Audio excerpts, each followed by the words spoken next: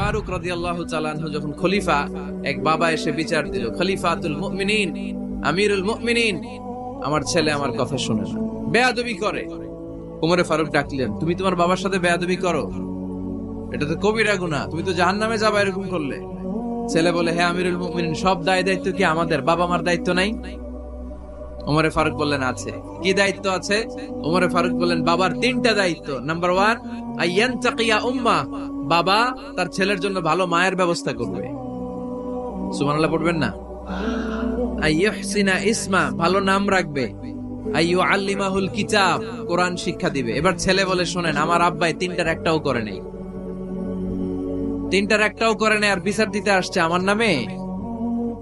আমার মা হচ্ছে এক জাঞ্জি, নর্তকী নারী, এক অগ্নি উপাসকের কাছে ছিল, আদব আখলাক ভদ্রতা সভ্যতা কিচ্ছু জানে না।